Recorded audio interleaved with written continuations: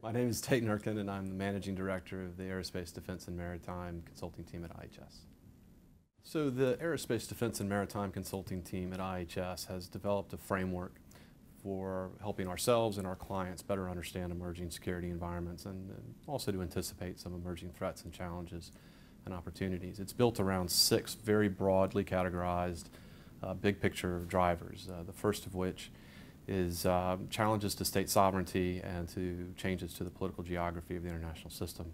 The idea behind this is that states are increasingly challenged to manage and control the territory, resources, populations, and institutions within their borders. It's not just Somalia and failed and failing states. It is states that were previously believed to be and currently believed to be stable and sovereign.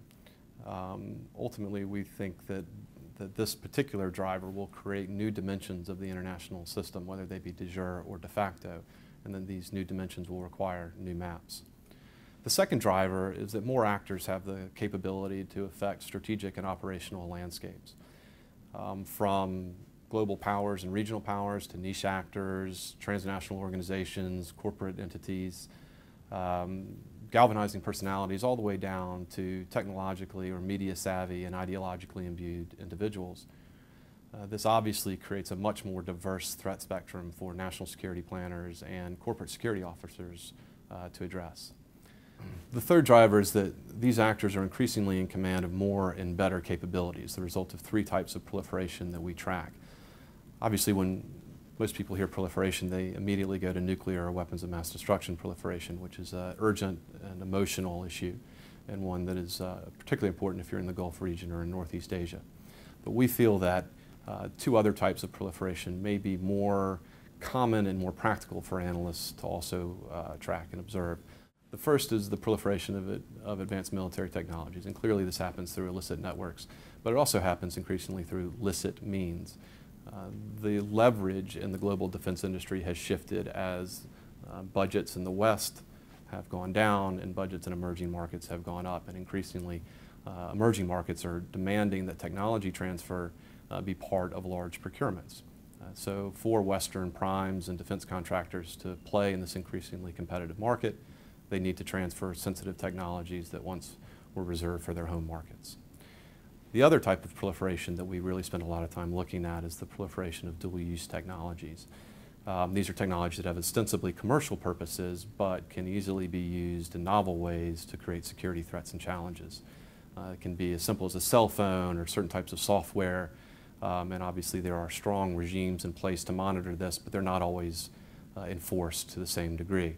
Again, creating an intelligence challenge that is quite pronounced. The fourth driver is globalization and the information revolution. Globalization is obviously a very important driver of security environments, and it affects security environments by enabling proliferation, by ensuring that economic winners and losers are created, or at least the perceptions of economic winners and losers, which can amplify some of the societal and political challenges that states face. But I think most importantly and fundamentally, globalization affects security environments by ensuring that crises radiate out, frequently very rapidly, to well beyond the state or region where they emanated from. So a real estate and investment crisis in New York can quickly turn into a global financial crisis within days or weeks due to the interlinkages of the global economies. In addition, a grocer in Tunisia can self-immolate, and that fire spreads across the Middle East and turns into the Arab Spring. Crises spread in large part because of the information technologies to which we now have access. John F. Kennedy said at the start of the space race that space science, like nuclear science and all technology, has no conscience of its own, and he's right. The internet is neutral. It does allow us to connect in ways that we thought impossible even 15 or 20 years ago, and to do business at the speed of a mouse click, but it also creates enormous vulnerabilities that are being exploited on a daily basis at a national level and in large multinational corporations, and are now taking up more and more resources to combat these threats and challenges. Number 5 is defense and security in an age of austerity. And really, so much of the press is about declining defense budgets in North America and Europe, and that is an important trend to note.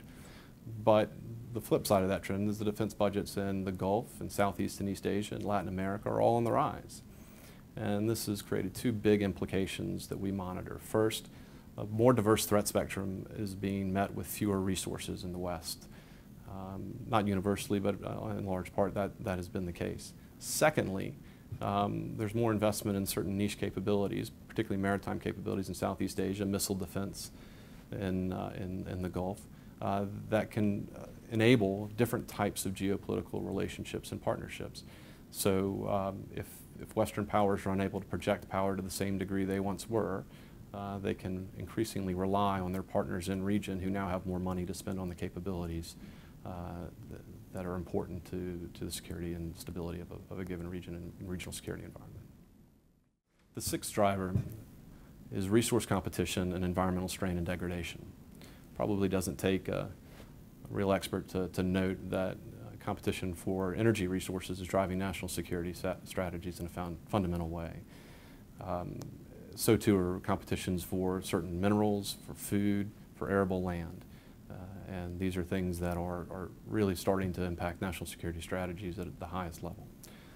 But I think what probably has been lost is the impact of environmental strain, degradation, and climate change on national security strategy and defense missions. Environmental issues are intensifying challenges to state sovereignty. It's driving migration, which is perhaps complicating societal issues. It is also creating new defense missions. And for the first time over the last probably 5 to 10 years, militaries are beginning to understand that these missions need to be addressed systematically. And the testing and evaluation of equipment that now needs to frequently operate in harsher environments is critical. So too is mitigating the environmental footprint of militaries who are massive consumers of energy resources.